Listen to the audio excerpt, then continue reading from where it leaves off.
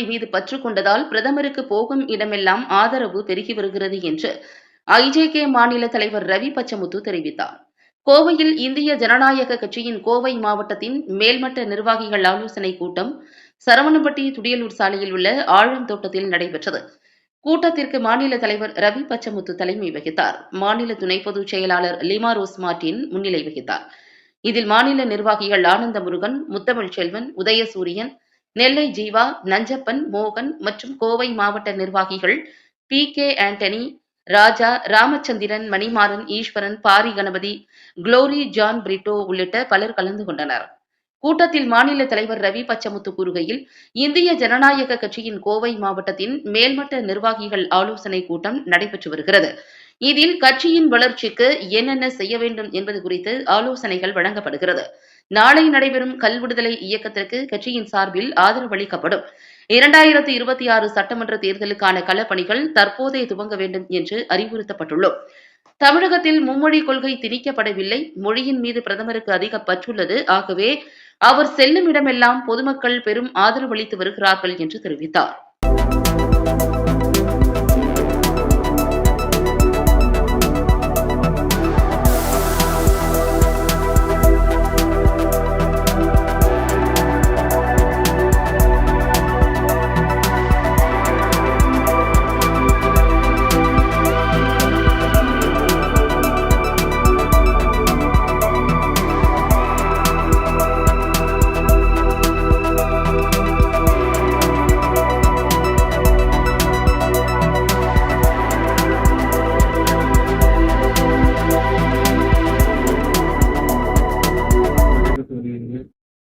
கோவை நிர்வாகிகள் மற்றும் உங்களது கட்சியை சார்ந்த அனைத்து உறுப்பினர்களும் கலந்தாய்வு கூட்டமாக நடத்தி கொண்டிருக்கிறோம்.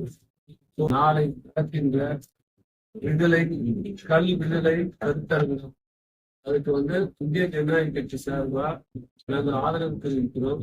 அதுக்கு அந்த கூட்டத்திற்கு இந்திய ஜனநாயக கட்சியின் நம்மளுடைய கட்சி உறுப்பினர் அனைவரும் கலந்துக்கிறாங்க. அதை எப்படி கொண்டு வந்ததை டிஸ்கஸ் பண்ணி எல்லாம் இப்போ ஏற்பாடு செய்யப்பட்டிருக்கிறது.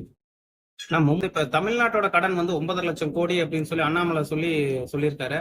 அதுக்கு திமுக சார்பில் மத்திய அரசோட கடனே 180 லட்சத்துக்கு மேல இருக்கு அப்படின்னு அவங்க துணையை சொல்லியிருக்காங்க. கடனை பத்தி பேசுறதை விட இந்த கடனை எதற்காக பயன்படுத்துகிறார்கள், இன்ஃப்ராஸ்ட்ரக்சர் பயன்படுத்துகிறார்கள். ஒரு இன்ஃப்ராஸ்ட்ரக்சர் பயன்படுத்தினாங்கன்னா என்னன்னா நாடு வளரும். நமக்கு நிறைய பாத்தீங்கன்னா இந்த ஒவ்வொரு தேர்தலும் ஐயா ஆரம்பத்திலே சொல்லியிருந்தாங்க, இலவசம் தவிர்ப்போம் சொல்லுங்க. இலவசம் தவிர்ப்போம்னா என்ன தெரியுங்கன்னா, நீங்க இலவசம் வாங்க வேணாம்னு சொல்றோம். ஏன் வேண்டாம்னா இன்னைக்கு இலவசம் மாதிரி தெரியாது, பின்னாடி நமக்கே ஒரு டீ குடிச்சா கூட அந்த டீல வரி போகும். இல்லைன்னா ஒரு பால் பாக்கெட் வாங்கினீங்கன்னா பால் பாக்கெட்ல தீப்பொட்டிகள சின்ன சின்ன விஷயங்கள் விலைவாசிங்க. இன்ஃப்ராஸ்ட்ரக்சர் கொடுக்கும்போது என்ன ஆகுதுன்னா வேலை வாய்ப்பு பெறும்.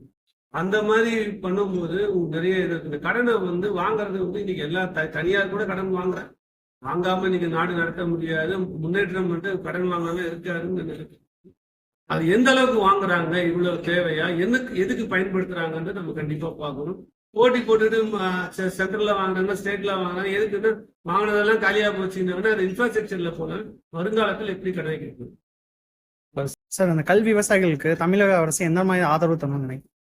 உலகம் பூராவுமே விவசாயிகள் தான் இந்த மாதிரி வைன் எடுத்துக்கங்க, பிராண்டி எடுத்துக்கங்க, விஸ்கி எடுத்துக்கங்க, விவசாயிகளுக்கு பெனிஃபிட் ஆகுற மாதிரி ப்ரொடியூஸ் பண்ணி அதை வெளிநாட்டுக்கு விட்டாங்கன்னா நல்ல லாபம் கிடைக்கும். நம்ம இப்ப அதை தடுத்துட்டு ஏதோ ஒரு ஆலையா கொண்டு ஒரு இண்டஸ்ட்ரியா கொண்டு விவசாயிகளுக்கு அதுல எந்த பயனும் இல்லை. சொல்லுவாங்க, கேட்டா நான் இவங்ககிட்ட தானே வாங்குறேன், கான் வாங்குறேன், இங்க வாங்குறேன், கிரேப்ஸ் வாங்குறேங்கிறாங்க. அது எப்படி போகுதுன்னா அது பெரும் முதலாளிகளுக்கு போகுது. இதையே விவசாய கோஆபரேட்டிவ் மில் மாதிரி சுகர் மில் மாதிரி பண்ணி ப்ராசஸிங்க மாத்தி மக்களுக்கு உடல்நிலை கெடாம பண்ணாங்கன்னா விவசாயமும் வளரும், பொதுமக்கள் நிறைய பேர் வளருவாங்க அப்படின்னு.